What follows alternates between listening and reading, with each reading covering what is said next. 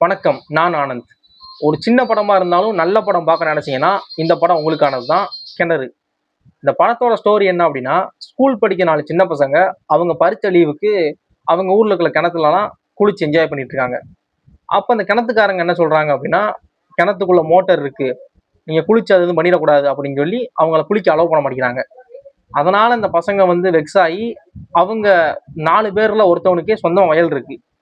நம்ம வயலே நம்ம கிணறு தோண்டிட்டோம்னா, எதுக்கு நம்ம அவன் கிணத்துல போய் குளிக்கணுங்கிற மாரி பிளான் பண்ணி கிணறு தோண்ட திட்டம் போடுறாங்க. இத போய் அவங்க பாட்டிகிட்ட சொன்னா, அவங்க பாட்டி கிணறுலாம் தோண்டக்கூடாதுன்னு சொல்லி, அ அந்த பிளான ரிஜெக்ட் பண்றாங்க. இதனால சின்ன பசங்க கிணறு தோண்டுனாங்களா, தோண்டலையா அப்படிங்கிறது தான் கிணறு. இந்த படத்துல பெரிய ஆக்டர்ன்னு பார்த்தீங்க அப்படின்னா, அது விவேக் பிரசன்னா மட்டும் தான். மத்த எல்லாருமே சின்ன ஆக்டர் தான். நமக்கு பெருசா பரிச்சயமே இல்ல. இந்த படத்துல வர அட்மாஸ்பியர் ஆர்டிஸ்ட் கூட பரிச்சயமே இல்ல. அது மாரி படத்துல நடிச்ச 4 சின்ன பசங்களுமே ரொம்ப எதார்த்தமா, ரொம்ப ரியாலிட்டியா நடிச்சிருக்காங்க. இப்ப நம்ம ஃப்ரெண்ட்ஸ் கேங்குள்ள நம்ம பேசிக்கிட்டு இருக்கோம். அத திருட்டுத்தனமா கேமரா வச்சு எடுத்தா நம்ம எவ்வளோ ரியலா இருப்போம். அந்த மாரி இருக்கு. இப்ப கேமரா வச்சுட்டோம்னா நம்ம ரொம்ப ரொம்ப அஜ ர ர ரொம்ப பெர்ஃபெக்ட்டா பேசுவோம்ல. அப்படி இல்லாம, ஒளிச்சு வச்சு கேமரா வச்சா நம்ம எல்லாரும் இஷ்டத்துக்கு பேசுவோம். நம்ம நம்ம ரியலா இருப்போம்ல. அந்த மாரி இருக்காய்ங்க 4 பேருமே. அது மாரி படத்துல விவேக் பிரசன்னா இருக்காரு அப்படிங்கிறப்போ ஒரு சின்ன படம்னா, ஒரு விவேக் பிரசன்னா தான் படத்த தூக்கி பிடிக்கிறார்ன்னு நெனச்சீங்க அப்படின்னா, அதெல்லாம் இல்ல. அதனால சின்ன பசங்க தான் படத்த தூக்கி பிடிக்கிறதே. அவங்க 4 பேரும் ரொம்ப ஒரு சின்ன பசங்களுக்குள்ள எப்படி கான்வர்சேஷன் இருக்கும். அந்த மாரி பேசுறது, அவங்களுக்குள்ள மாத்தி மாத்தி கவுண்ட் அடிக்கிறது, சிரிக்கிறதுன்னு சொல்லி, படம் அவங்கள சுத்தி தான் இருக்கு முழுக்க முழுக்க. அது மாரி இந்த படம் வந்து 6 இன்டர்நேஷனல் அவார்ட் வாங்கியிருக்கு. ஃபிலிம் ஃபெஸ்டிவல்ல அந்த படத்த வந்து போட்டு காமிச்சிருக்காங்க. அப்படிங்கிறப்ப, இந்த படம் வந்து ஒரு பெரிய அறிவுஜீவிகளுக்கு தான் அந்த படம் புரியும். அப்படிங்கிற மாரி இல்ல. ஏன்னா இந்த மாரி ஃபிலிம் ஃபெஸ்டிவல் போகுதுன்னா, அத அந்த அந்த படத்துல சொல்ல வர ஹிடன் லேயர்ஸ் வந்து நம்ம புரிஞ்சா தான் நம்ம அத என்ஜாய் பண்ணுவோம். அப்படிங்கிறப்ப அதெல்லாம் நமக்கு நெறைய பேருக்கு புரியாது. எனக்கெல்லாம் புரியாது பெருசா. அதான் உண்ம.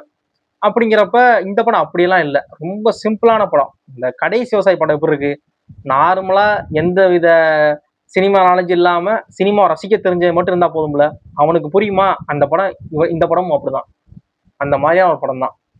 அது மாரி படத்தோட 2ண்ட் அண்ட் 3 லேயர்ல விவேக் பிரசன்னாவுக்கு ஒரு சின்னதா ஒரு பர்சனல் ஸ்டோரி இருக்கு.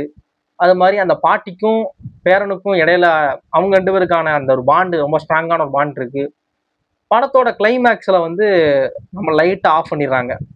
சின்னதா நம்மள வந்து சைலன்ட் பண்ணிடுறாங்க. அந்த மாரி விஷயம் பண்ணியிருக்காங்க. அது மாரி படம் நம்மள எங்கேயுமே போர் அடிக்கல. அது ஒரு படத்துக்கான ஒரு பெரிய பிளஸ். ஏன்னா படத்துல 4 சின்ன பசங்க தான். ஒரு பெரிய ஆர்டிஸ்ட் கிடையாது. படத்துல பெரிய சாங் சீக்வென்ஸ் கிடையாது. அப்படிங்கிறப்ப நம்மள எங்கேஜா வச்சுக்கிறது படத்தோட ஸ்டோரியும், படத்துல வர காமெடியும் தான். எல்லா காமெடியுமே நல்லா ஒர்க் ஆகுது. அதுவும் அந்த 4 பேர் சின்ன பசங்க மாரி திட்டிக்கிறது அப்படிங்கிறப்ப எல்லா காமெடியும் நல்லா ஒர்க் ஆகுது. எல்லாமே நமக்கு சிரிப்பு வருது. அது ரொம்ப மெயினான விஷயம். அது மாரி படத்துல நடிச்ச அந்த 4 சின்ன பசங்க தான். திரும்ப திரும்ப அத பத்தி தான் பேசணும். ரொம்ப ரியலா நடிச்சிருக்காங்க. நடிச்சாங்களா? இல்ல வாழ்ந்தாங்களான்னு தெரியல. அப்படி இருக்கு அவங்களோட ஆக்டிங். கண்டிப்பா அந்த படத்த நீங்க பாருங்க. படம் நிச்சயமா உங்களுக்கு பிடிக்கும். ஒரு ஃபிலிம் ஃபெஸ்டிவல் படம் இன்டர்நேஷனல் அவார்ட் வாங்கியிருக்கு அப்படிங்கிறப்ப படம் வந்து ரொம்ப இந்த படம் வந்து நமக்கு புரியாது அப்படின்னு நினைக்காதீங்க. ரொம்ப சிம்பிளான படம், ரொம்ப ஈஸியா புரியிற படம், ரொம்ப நல்ல படம். அவ்வளோதான். கடைசி விவசாயி படம் உங்களுக்கு எப்படி பிடிச்சுச்சோ, அதே மாரி இந்த படம் பிடிக்கும். இப்ப தியேட்டர்ல அவைலபிளா இருக்கு.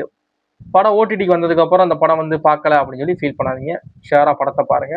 பார்த்துட்டு உங்களோட ஒப்பீனியன மறக்காம நம்ம கமெண்ட் பாக்ஸ்ல கமெண்ட் பண்ணுங்க. தேங்க்ஸ் ஃபார் வாட்சிங்.